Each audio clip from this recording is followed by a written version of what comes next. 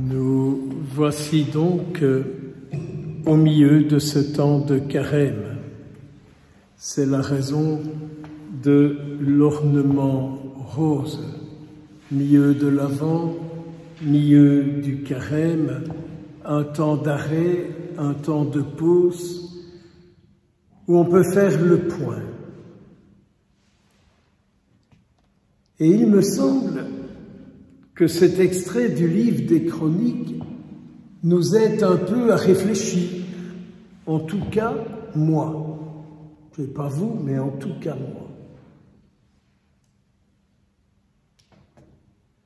Tous les chefs des prêtres et du peuple multipliaient les infidélités.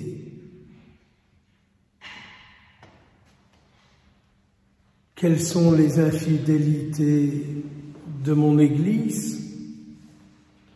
Je vous en laisse le juge.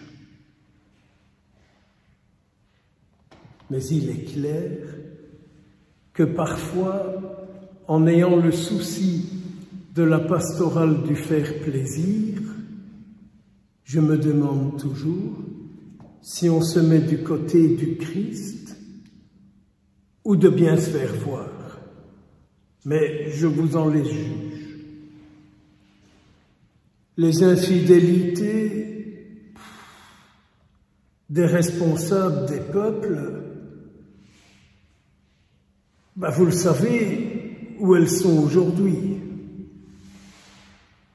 Les guerres, les divisions, les dictatures, le youpi-youpi, parce que l'avortement est rentré dans la Constitution française. Youpi, youpi, youpi. Nous, youpi, youpi, youpi avec l'euthanasie. Et on pourrait comme ça continuer la liste et se dire, mais toutes ces infidélités, envers qui sont-elles dirigées? Sont-elles dirigées vers Dieu? Sont-elles dirigées vers Dieu? Et si ces infidélités sont dirigées vers Dieu, pouvons-nous espérer attirer Dieu à nous lorsque nous partageons les infidélités des prêtres, des responsables du peuple? Mais à vous de voir, n'est-ce pas? Comme moi aussi, je dois le faire. Ce même livre des Chroniques nous fait dire, entendre, le Seigneur leur envoya des messagers, car il avait pitié de son peuple et de sa demeure. Je ne sais ce que vous en pensez, mais il me semble que beaucoup d'hommes, que beaucoup de femmes sont à la recherche de messagers de Dieu, de personnes, lorsqu'elles parlent, ce n'est pas elles qui parlent, mais elles laissent parler le Seigneur vivant en elles. Nous sommes au milieu du carême. Regardez un peu le Christ en vous, ce qu'il vous dit, ce qu'il vous propose. Ou bien, vous êtes dans une partie de cathos, consommateurs du Christ, qui lui disent « Écoute-moi, mais toi, écoute-moi ». Ou bien, allons-nous lui dire durant cette semaine « Je veux t'écouter, Seigneur. Je veux t'écouter pour prendre conscience que tu es en moi et qu'en moi tu parles. Tu me dis des choses pour moi-même, pour ceux que je rencontre. » C'est un peu comme si le Seigneur disait « Je suis très heureux de t'avoir parce que grâce à toi, je peux parler. Grâce à toi, je peux espérer être écouté. Mais si, je me répète, si nous sommes toujours occupés de lui dire ce dont nous avons besoin qu'il fasse, nous ne dirons pas grand-chose en son nom, que nous aurons entendu de lui en nous. Encore une fois, je me répète, mais à vous de voir.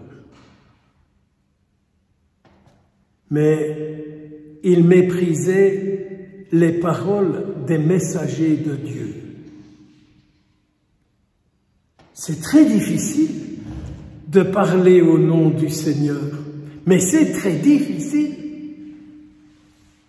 C'est prendre le risque que le Christ a pris. Jésus a pris le risque de se faire rejeter de tous et de se faire mettre à mort. Prendre le parti de Dieu, ce n'est pas ipso facto se faire beaucoup de copains et de copines. Je pourrais aussi vous parler et vous donner beaucoup d'exemples. Une parole qui m'a surpris dans ce livre des Chroniques, pendant 70 ans, rien, tant pis, rien. Ils ont tellement méprisé le sabbat. Il y a quand même à se demander aujourd'hui si le dimanche est encore sanctifié pour la gloire de Dieu ou pour son sport et sa musculation, ou peut-être pour aller voir la belle-mère, pourquoi pas. Et puis, après toutes ces années qui passent, Jérémie pointe son nez. Et Jérémie est un chanceur. Il rend compte des personnes avec qui et sur qui il peut compter pour construire une demeure au Seigneur. Pour construire une demeure au Seigneur, en ce moment où on les ferme de plus en plus et où on les démolit de plus en plus, par manque de présence, par manque de participants.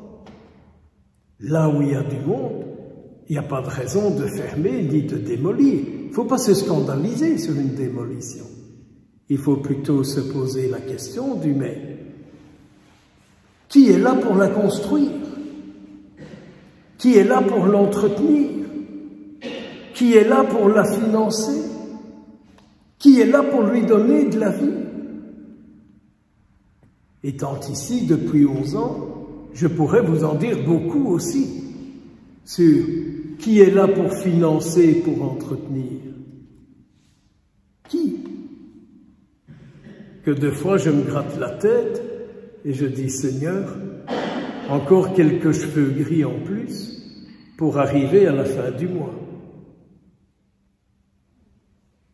Venons-en à cette page d'Évangile, où finalement, notre Seigneur dit, si tu ne regardes pas vers moi, tu ne changeras pas.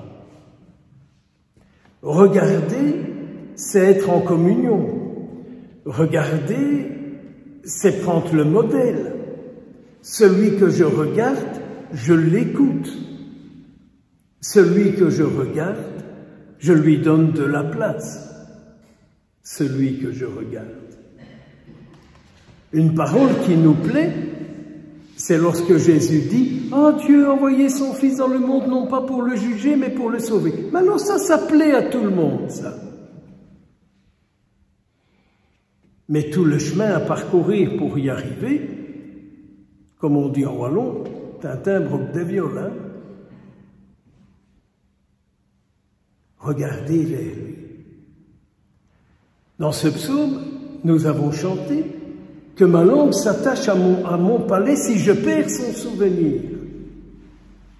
Eh bien, Seigneur, c'est peut-être un miracle que tu devrais faire aujourd'hui.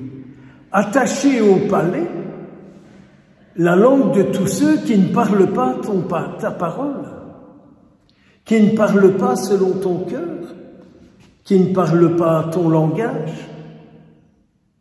Quel silence il y aurait sur la terre, Seigneur, et peut-être moi le premier. Que ma langue s'attache à mon palais, Seigneur. Si je ne parle pas ton langage si je ne parle pas tes paroles? Finalement, si je ne parle pas le langage de Dieu, je parle le langage de qui? Si je ne parle pas le langage de Dieu, de qui je parle le langage? Seigneur, viens nous bénir, viens demeurer en nous, que nos paroles soient les tiennes. Bénis-nous, au nom du Père, du Fils et du Saint-Esprit. Amen.